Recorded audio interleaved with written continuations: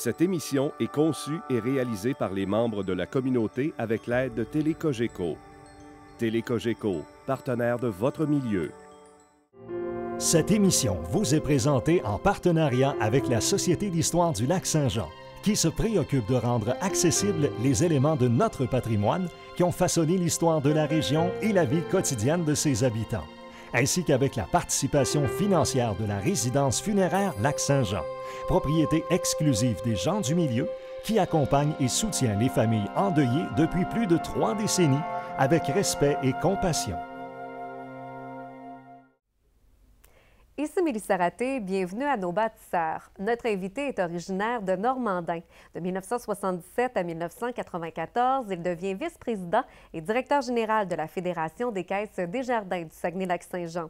En plus d'avoir occupé différentes fonctions au sein des mouvements régionaux, il est aussi l'un des pionniers de l'implantation du camp musical du Saguenay-Lac-Saint-Jean situé à Métabetchouan. Aujourd'hui, M. Jean-Eudes Bergeron.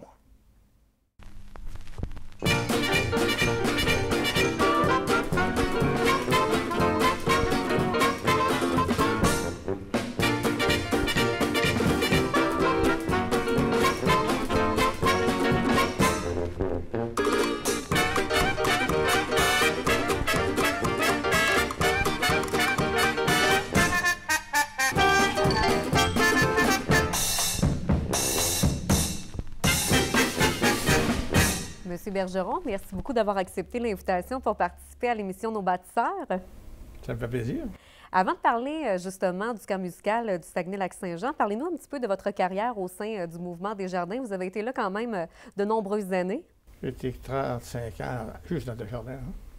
Le camp musical du Saguenay-Lac-Saint-Jean est arrivé de quelle manière? La mise en place? Oh, ça serait une longue histoire. Mais l'abbé Ramon Tremblay, qui était directeur de la chorale Sainte-Cécile du séminaire de Chicoutimi,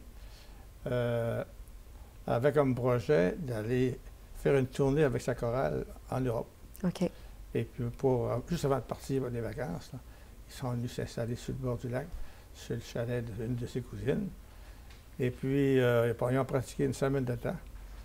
Et chaque soir, ils faisaient une espèce de répétition. Puis les gens, les curieux du lac, des environs, allaient voir ça.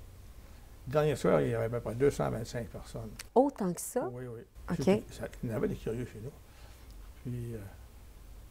Puis, là, bien, il y a toujours, dans les milieux, il y a toujours des grands talents. Hein? On, 2, 3, on s'est dit, on trouvait ça beau, on a trouvé que c'était du beau chant. Mm-hmm. On a trouvé que les jeunes étaient généreux de ne pas avoir fini leur étude, puis de dire, on va aller travailler encore une semaine. Puis, on s'est dit, mais oui, mais ça, on ne peut toujours même pas les laisser comme ça, la détente. Et là, ben, on s'est mis à regarder autour, puis on a regardé ce qu'on appelle aujourd'hui le mont Résimon raté, Mm-hmm. aux ancêtres. Et puis, là, ben, on a parlé à l'abbé Ramon, on a parlé au maire de la paroisse, puis on a dit, on devrait faire ça. Et puis, comme de raison, à l'automne, on a eu une réunion importante. Puis, on a arrêté un peu le projet là, dans ses grandes lignes. Et bien, c'est sûr qu'on partait à zéro, on n'avait pas d'argent.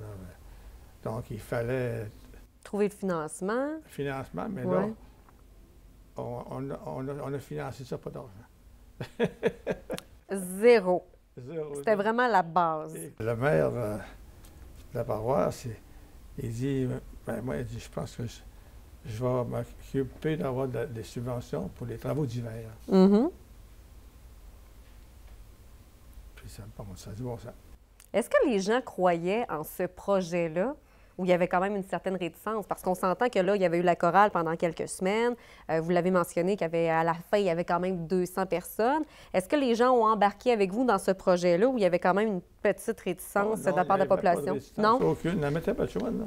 Moi, je viens juste d'arriver à Métabetchouan. Mm-hmm. J'ai remarqué qu'il y avait un niveau culturel très, très élevé. Qui était déjà présent. Il y avait déjà des petits concerts de fête, dimanche après-midi, des trucs comme ça. Et puis,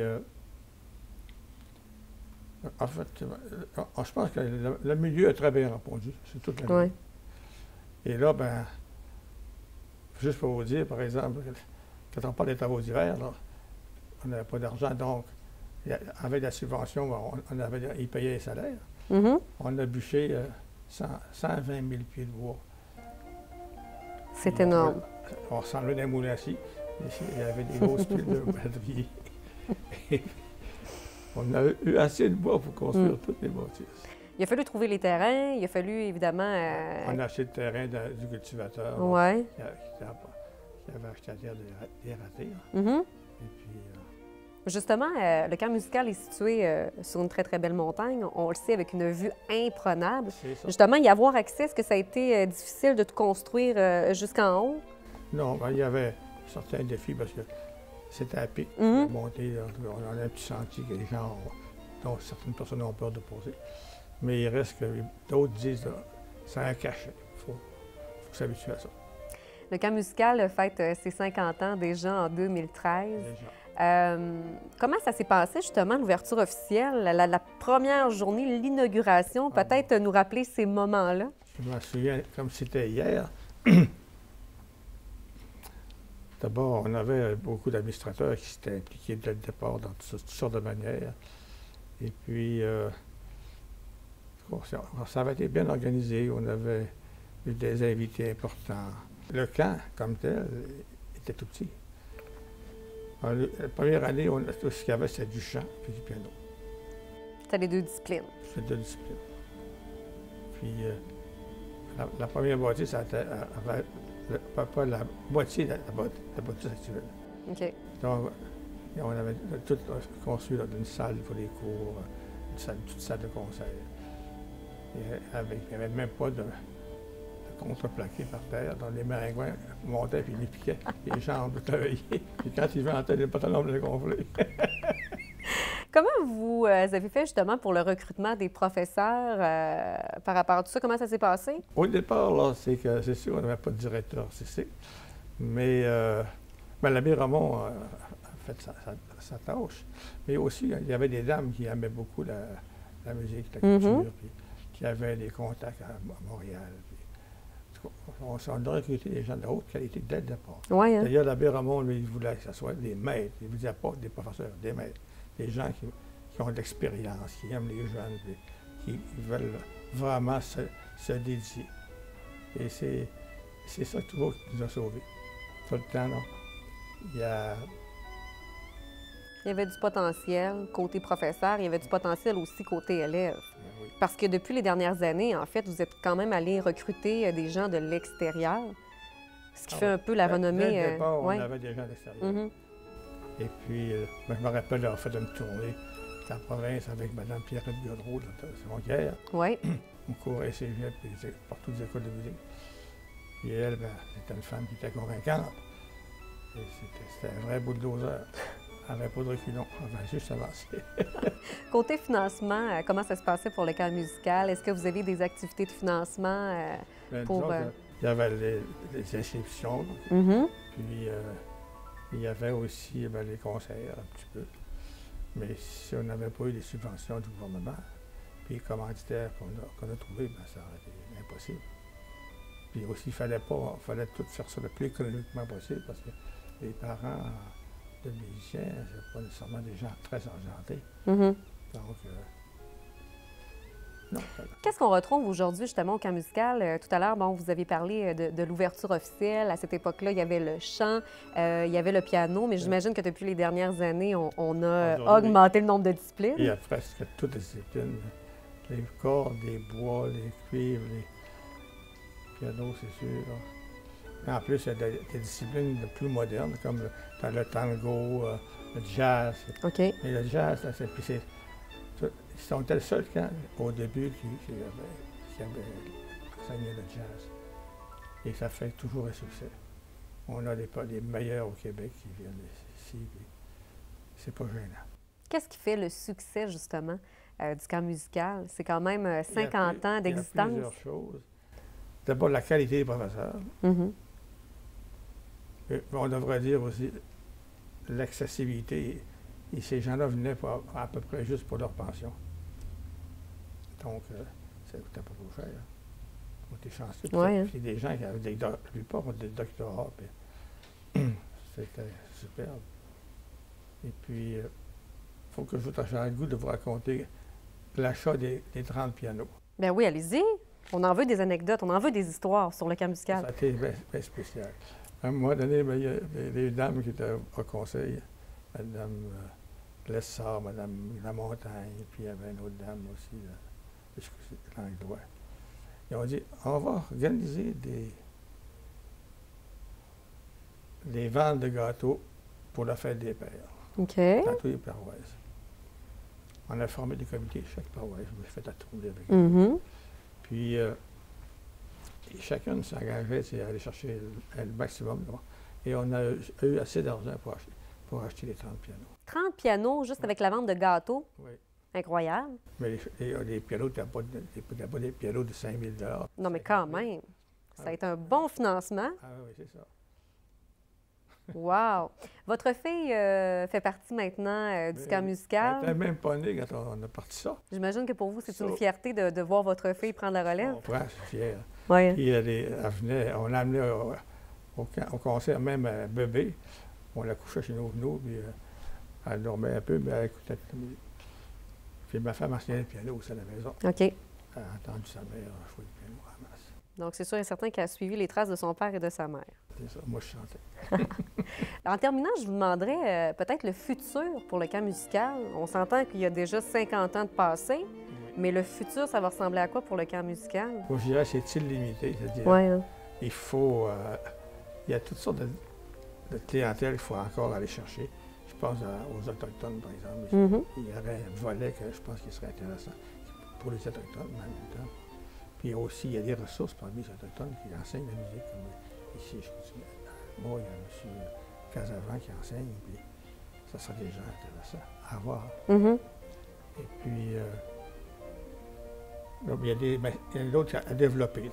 Il y a été un temps qu'on avait le chant classique, l'opéra, mais là, ça ralentit un peu. Là. Mais je pense que ce qui va se développer plus, c'est le jazz, le tango. Plus dans ces disciplines-là. Mais là, il y a aussi des disciplines d'étudiants avancés. Comme là, cette année, on a une session pour des étudiants très avancés en piano. Donc, on a des maîtres encore plus préparés pour ça. Puis ça donne une notoriété importante.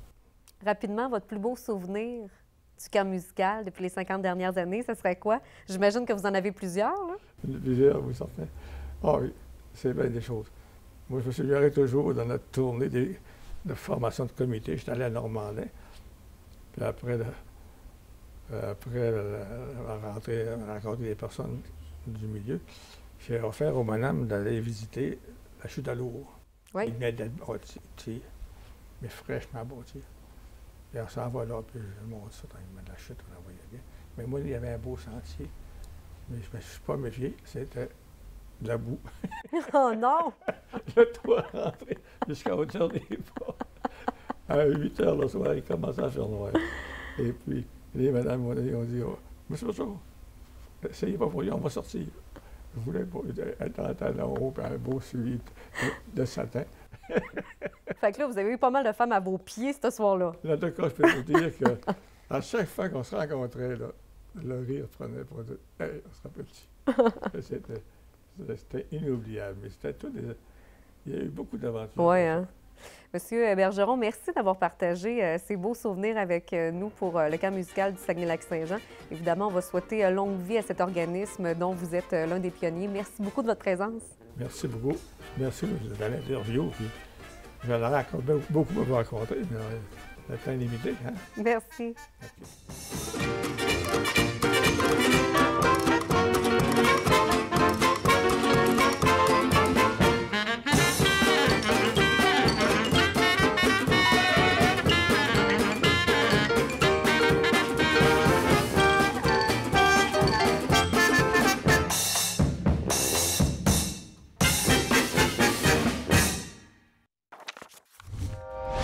Télécogeco, un service exclusif aux clients de Cogeco.